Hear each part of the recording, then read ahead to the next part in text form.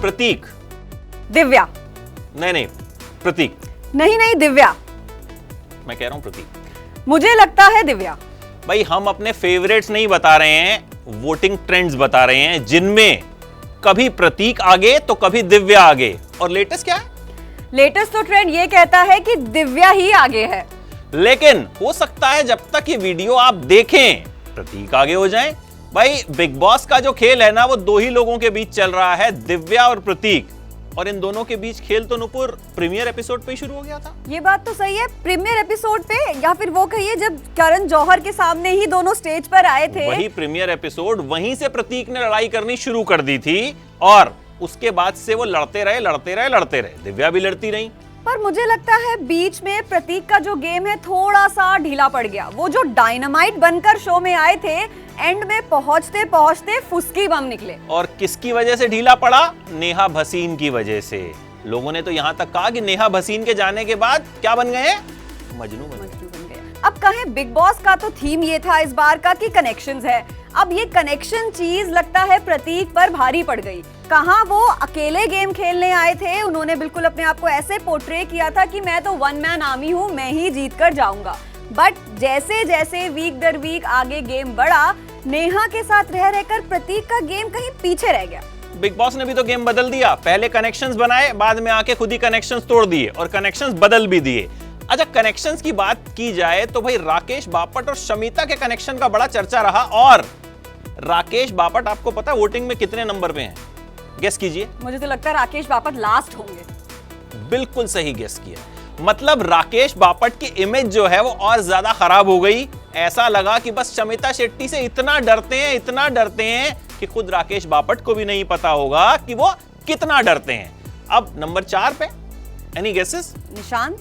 Number 4 पे निशांत। लेकिन मुझे ऐसा लगता है नुपुर की कहीं ना कहीं निशांत शुरू में जैसे थे, बाद में उन्होंने अपने गेम को बहुत स्ट्रांग किया। उनका कनेक्शन मूस के साथ बहुत स्ट्रांग रहा और घर पर आपको पता है उनके विरोधी थे ही नहीं। जब भी किसी के अगेंस्ट वोट करने की बारी आती थी, कोई भी निशांत के खिलाफ वोट नहीं करता था।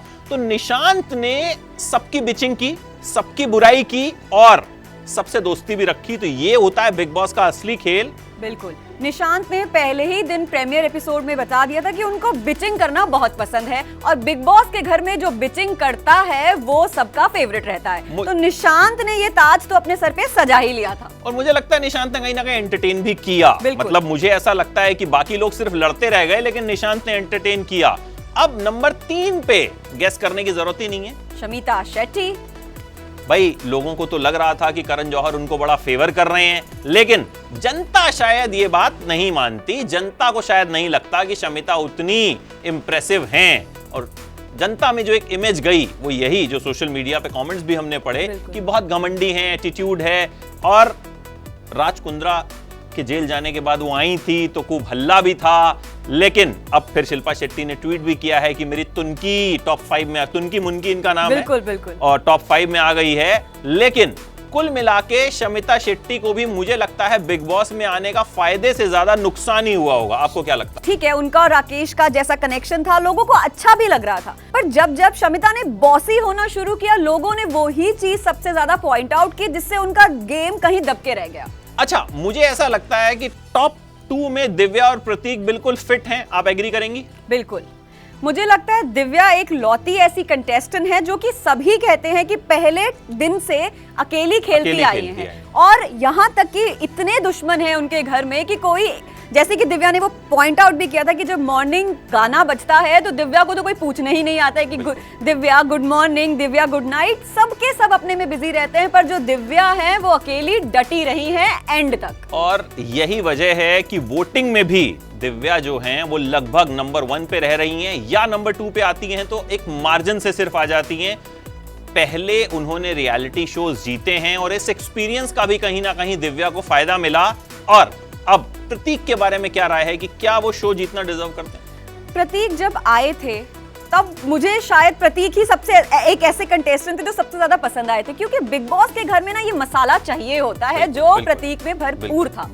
बट वही बात है कि जैसे जैसे पहले उनका कनेक्शन अक्षरा के साथ बना, वहां पे थोड़ी नोकझोंक दिखती थी, जहां पे प्रतीक एम्पावर करते थे अक्षरा को, बैलेंस रहता था। बिल्कुल बिल्कुल। अक्षरा थोड़ा नीचे दब भी जाती थी, पर नेहा भसीन की जो पर्सनालिटी है, जो वो बोलती है, fiery and feisty Neha, fearless bird Neha, तो वो चीज प्रतीक को थोड़ी भारी पड़ गई। और जो प्रतीक थे हमारे एकदम बॉम्ब प्रतीक, जिनसे करण जौहर तक डर गए थे उनकी एनर्जी से, वो प्रतीक कहीं दब गए और फिर तो, कुछ नहीं हो। मतलब अब नहीं लगता मुझे कि प्रतीक के चांसेस है, बाकी जनता क्या से क्या कर सकती है तो कुछ नहीं कह सकते। बाकी मुझे अभी भी ऐसा लगता है कि इन सब में सबसे बेहतर कहीं ना कहीं निशांत रहे, लेकिन जनता तक शायद वो नहीं पहुंच पाए, इसीलिए वोटिंग में पीछे हैं। अब भाई ये तो वो ट्रेंड्स हैं जो कि मीडिया रिपोर्ट्स में बताए जा रहे हैं। अब लेकिन आपको पता है कि बिग बॉस तो बीच में भी कई खेल कर चुके हैं एलिमिनेशन को लेके, और ये वो अब देखना होगा किसे जिताते हैं और किसे नहीं। तो लास्ट में अपना एक बता दीजिए जो आपको लगता है जिसने सबसे अच्छा गेम खेला। मेरे हिसाब से तो दिव्या अग्रवाल पहले दिन से लेकर आज तक क्या गेम खेली है, मेरा वोट उनको है, बाकी जनता मालिक है। और मुझे ऐसा लगता है कि निशांत सबसे स्ट्रांग हैं, उन्हें जीतना चाहिए, लेकिन वोटिंग में पीछे हैं। सो जहां तक मुझे लगता है दिव्या और प्रतीक में से कोई जीतेगा, तो भाई इंतजार करते हैं कि बिग बॉस ओटीटी का पहला बॉस कौन बनता है। सारी अपडेट्स हम आपको देते रहेंगे।